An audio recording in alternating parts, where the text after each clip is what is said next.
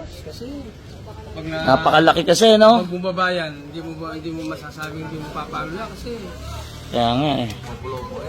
Napakalaking soko. sisipin mo rin yung sarili. Wala ka bang alam naman. Kaso sa sobrang laki po niya, kailangan kasi maging safety yung mga tao dito kasi kabahayan po to eh.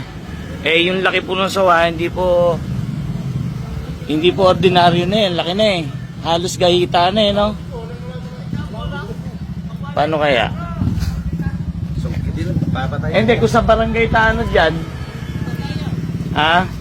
Kaya nga eh. Kailangan kasi makuha siya ng buhay eh. Yung bang mga kapatid natin katutubo hindi sila. Yun ang malupit. Yun ang pinakamaganda. Mapapunta muna sila Bernard. Kaso dapat dito kaso ano po ba yung kabila na ito, bahay? Wala pa kami, bakante. Ah, bakante? Ah, okay. Sino-sino po yung mga nakakita? Ako. Kayo po? Sige, ito na lang. Bibigay nila ako ng reward. Kung po pwede po, babantayan na lang po muna namin ng mga pamangkin ko para hindi po siya. Tapos, ang huli, yung mga katutubo na lang para mahuli po ng buhay. Kasi, sayang eh. Sayang po yun. Mukhang busog nga po eh. Ayun yung bahay, pumasok sa bahay ko kayo. Tutulog lang yan. Ah, bahay niyo po ba yan? Ako po. Okay ako siya, nakita ko, akala ko manok eh. Oo nga, delikado talaga oh. Laki. Napakalaki nga. Akala ko manok yung palang ahas. Ay, hindi kasi pag hinila yan, sigurado bagsik niyan. Lalaban yan. Kailangan palo talaga. Napakatap. Parang gumagalaw na. Pero ganito lang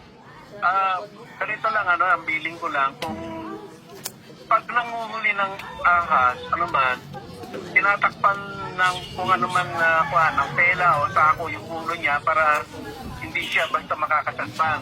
Subukan ko po yung yung mga katutubo kung kaya lang huliin ng buhay. Ah, sige po. Pagkatapos po, pag nahuli ko ng buhay, pwede kaya nating i-surrender ngayong gabi?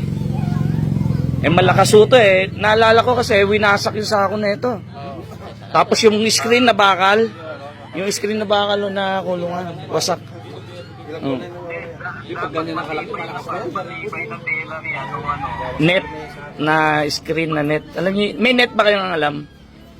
Yun, maganda yan. Ang laki po. Oh. Ah, sige po, tawagan ko lang po yung mga mga katutubo. Mas maganda kung mahuli mo yan, turnover mo ba? Ah, sige po. Malalaman ng mata na ikaw ay katuwa na receive pagsapan. Yan sumangit, yan sumangit. Ba't gumalaw yung puno? Sumangit lang yan sa kabila. Sige po, Epe. Tawagan ko lang po saglit. Pag na-istorbo yan, alis yan. Ang laki. Ito ka lang boto, bato takpan din.